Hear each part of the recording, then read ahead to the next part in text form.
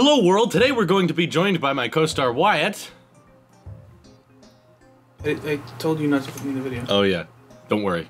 We'll cut this out. This interchange won't be in it. Thanks. Scott, leave it in. What? What was that?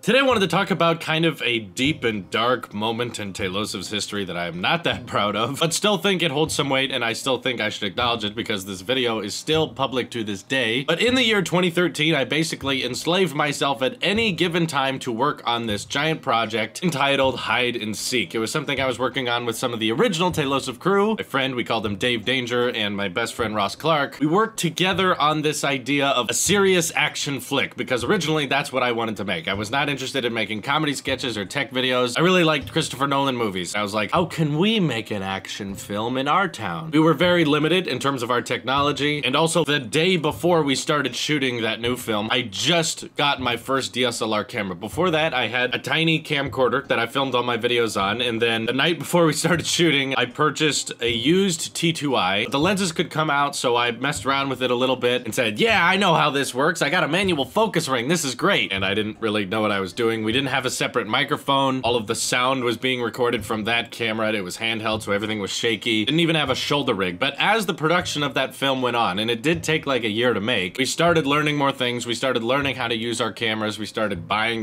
shoulder rigs and tripods, and the footage didn't, look completely horrible. But the primary thing I was focused on when making that was making sure that I really appreciated the story. It was a part of my life when I really started to enjoy writing out scripts, and it's when I really started teaching myself an ability that I think a lot of people don't grasp that often, is what can we actually do? While they're writing a story that they're trying to remain as interesting, they're also thinking what's doable, what is too much to ask? If in this particular scene I want these cars to be chasing each other on the freeway and then one of them falls off a cliff, it's like, that's cool, but we can't do that. And writing the hide and seek script was a good exercise for me to telling a story while also seeing what's doable and what's possible with our current technology and number of people helping. It was also a really good exercise because of a lot of things that were limiting us, like people's time. This film, Hide and Seek, included a lot of different characters, and trying to find a time where everyone was free, and keep in mind, we're not even close to getting paid. If anything, we're losing money on this process, and the video itself is gonna get maybe 50 views, but we're just doing it because we enjoy it. You have to get people interested in this idea that you're working on a movie and that they're not gonna get anything out of it. You'd really appreciate it if they helped. In a lot of ways, I think that's what the definition is of a good leader. Someone who can efficiently acquire the optimistic help of others. It's very difficult to do when money's not involved. I feel like on bigger studios, it'd be much simpler to tell someone, are you available at these times to help us film? And you'll be jumping out of a car, you'll be running a lot, you'll be in the heat, and you'll be wearing a leather jacket and jeans. If they knew they were getting paid, they'd probably be more up for it. But everyone who was helping me make this project was not getting paid, including myself. It was all just out of the hope that this would be a good movie. And now looking back at it, I've rewatched it several times, and sometimes I get with my friends and we all watch it together just to kind of make fun of it. And in all honesty, it is quite hilarious when you're not taking it seriously. I think that's a problem when you're so young and you're trying to make something serious, is there's not really a way to take it seriously. After Hide and Seek came out, I quickly realized that my work on YouTube was never going to be noticed or recognized unless I started making things that people want to watch. And the simple fact was people didn't have a demand to see a bunch of freshmen in high school acting like they knew how to use guns and believed the acting that we were performing. It's very difficult to look at teenagers like that and treat them as serious, heroes who are gonna save the day with all of their plastic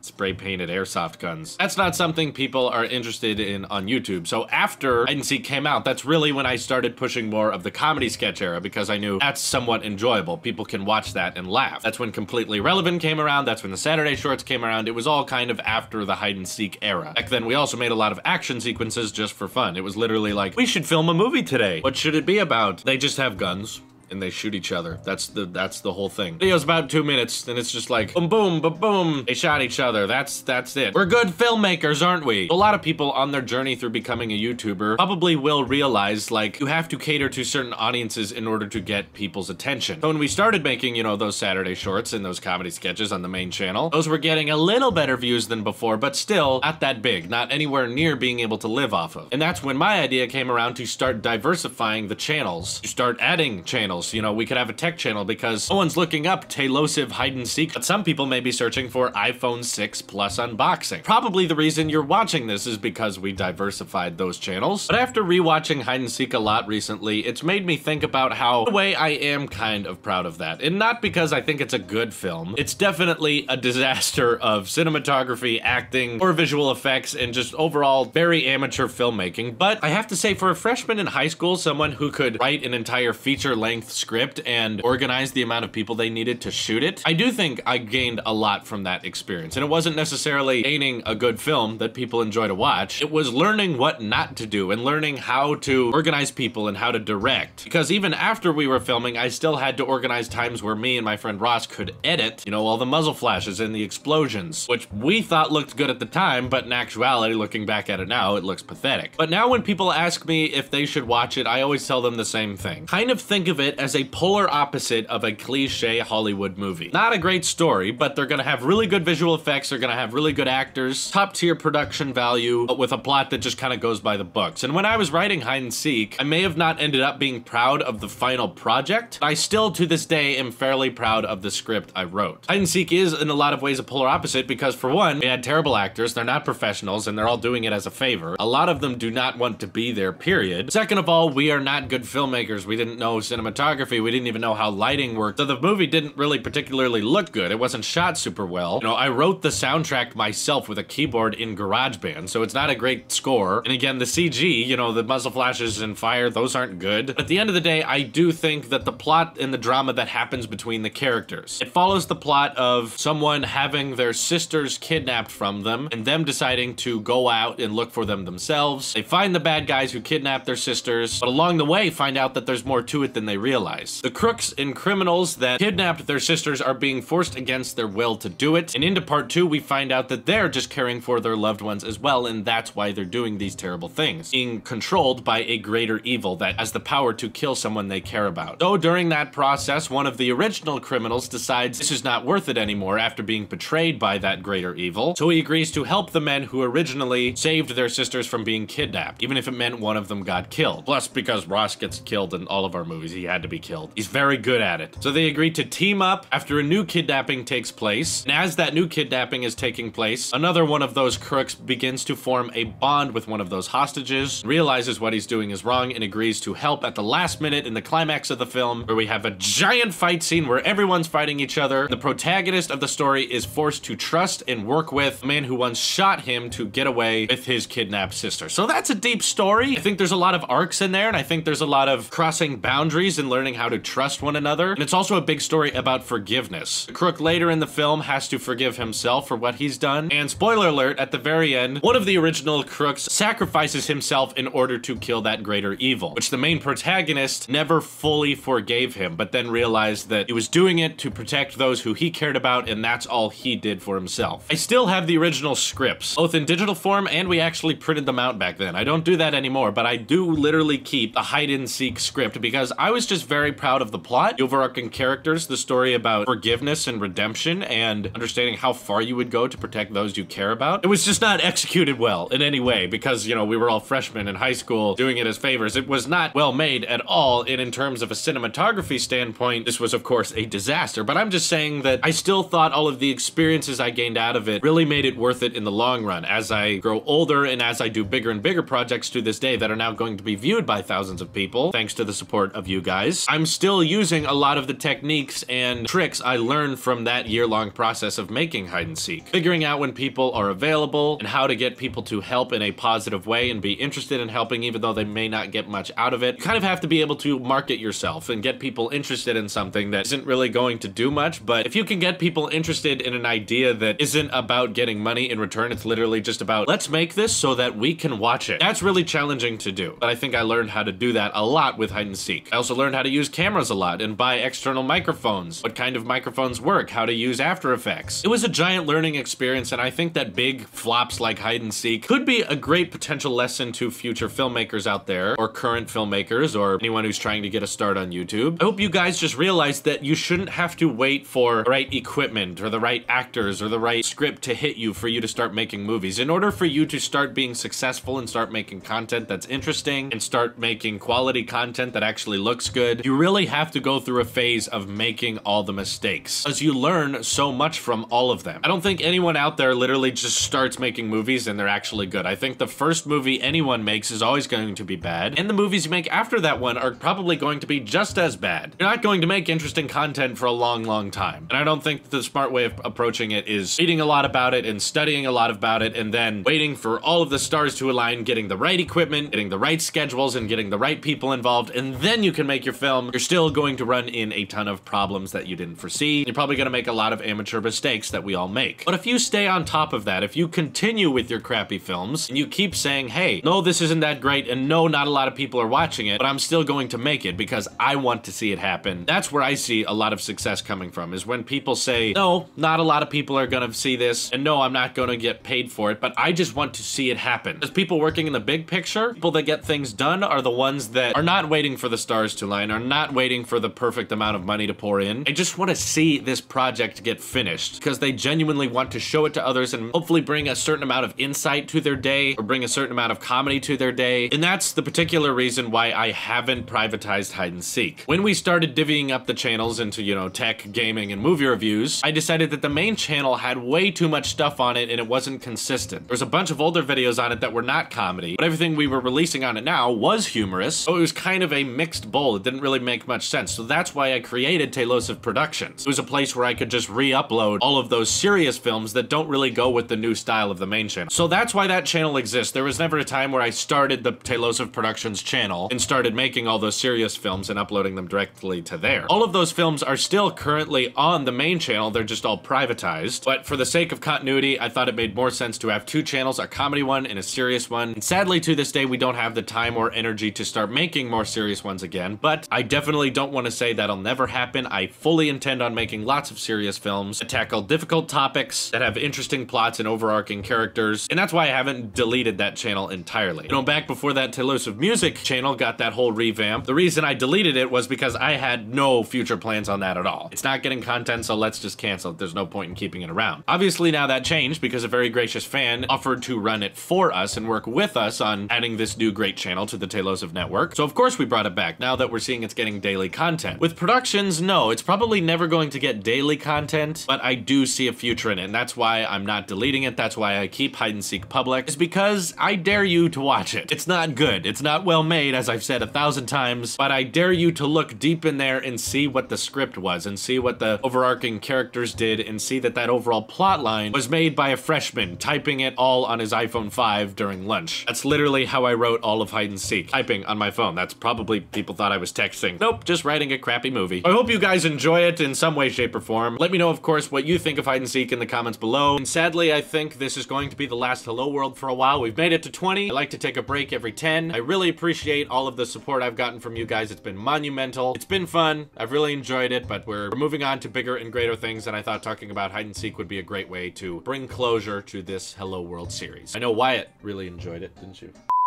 He said yes. Scott cutted it. Scott cutted that out for some reason. I don't know why. Scott cutted the...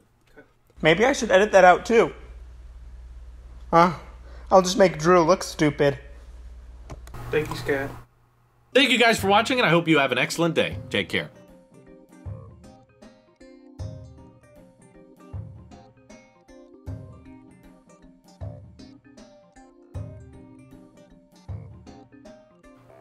The crooks, the criminals that...